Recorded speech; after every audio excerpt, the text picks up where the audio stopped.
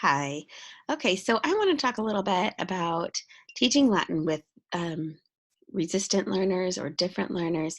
A lot of times we start teaching Latin and we find our kids get major pushback. A lot of times we start Latin and the kids love it and they take off, and that's really exciting. But sometimes we start and it just doesn't go well.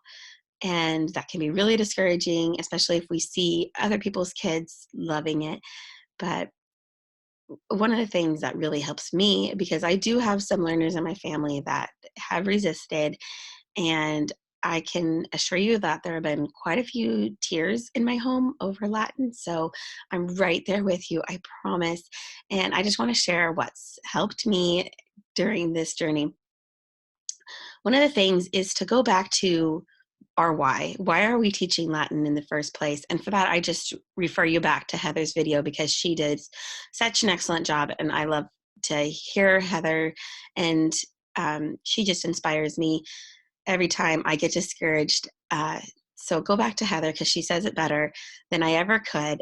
Why are we doing Latin in the first place? Why is Latin part of our feast? Remind yourself of those things. It goes back to, why are we homeschooling? Why do we do Charlotte Mason? They're the same, similar reasons. We want good things for our children, and Latin is one of those good things. And I think um, if we're feeling discouraged, or we're feeling overwhelmed, or we're facing a lot of tears with our kids, remember why we're doing it. Remember that we want this for them. We want good things for them.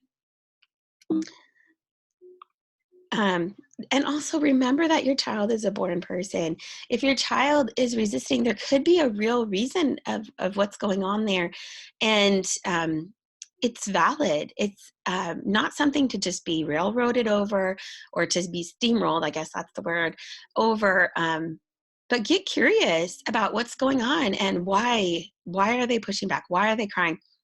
And investigate with them what's happening there, and acknowledge that not every child is going to go um, as far as maybe another child with Latin.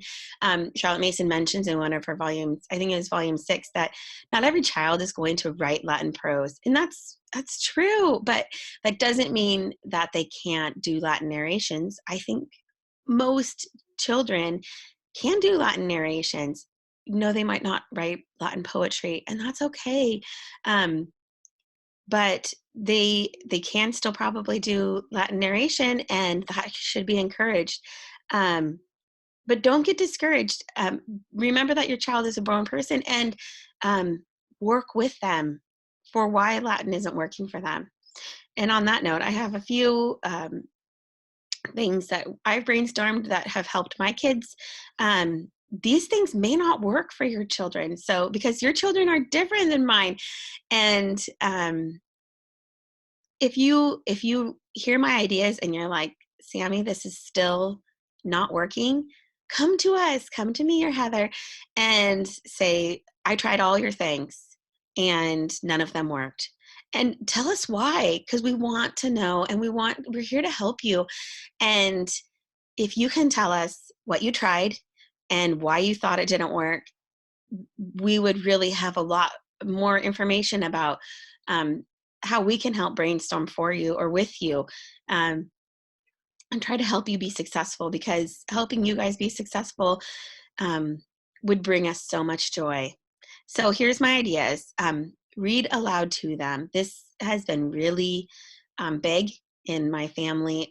Reading the Latin has been a huge sticking point. So reading aloud to them um, has been something I've been trying to do more. Or you can find materials read aloud. There's so many materials read aloud, so many resources. And if you need more, Heather and I can find you more. There's not a shortage of materials of things being read aloud. So if you reading to them aloud is intimidating, don't let that hang you up either. But your children hearing the Latin is excellent for them. So don't give up on that. Um, just because it's tricky for you.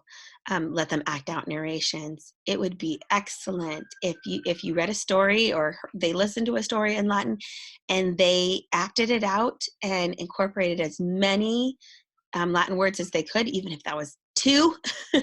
You could say, okay, do that story and be sure to include these two words. Um, that'd be excellent. Their brains are still working with that material. Include the Latin video, um, or websites like Lagonium. Magistercraft is hugely popular in my house. My kids, even my ones that are resistant learners, I don't know if I like the word resistant, different learners. I don't think they're resisting to learn. Like I said, we need to be curious about what's causing that. Um, all of my kids love Magistercraft. It's very popular and it's still good. You're not cheating if you have them watch some Magistercraft videos. I mean, it can't be the only thing that you're doing, but it's still excellent. So be using those resources, and that helps really engage them and hook them in. The Latin songs and proverbs, as far as I can tell, have been popular across the board in our Form 2 group this year.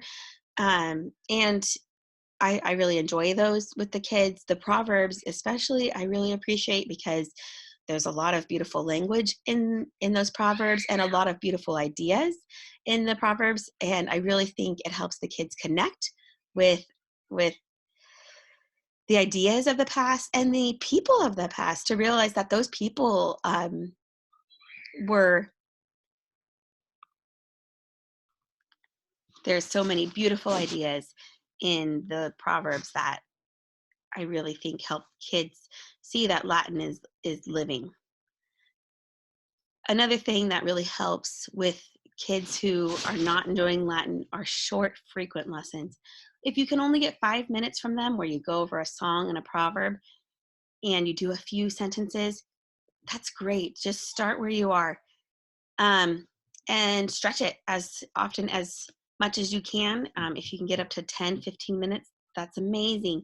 But if you're doing short lessons, do them frequently, do them every day. Um, and I really think you're going to see less resistance when they just accept that this is where they're at and this is part of life and their education now.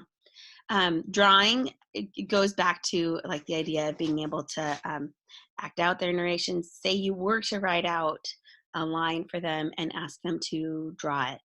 Um, they're not having to do the copying, they're not having to do reading, but those words are still in their heads while they're drawing a picture. That's excellent. Do it.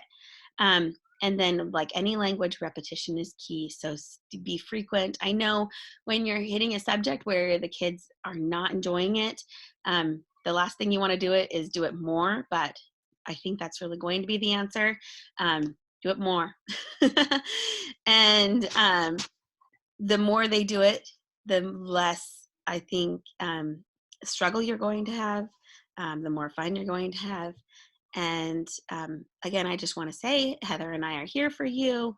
We want to help. We want to help you be successful, and that would really bring us a lot of joy to help you be successful. Um, Anyways, thanks for watching.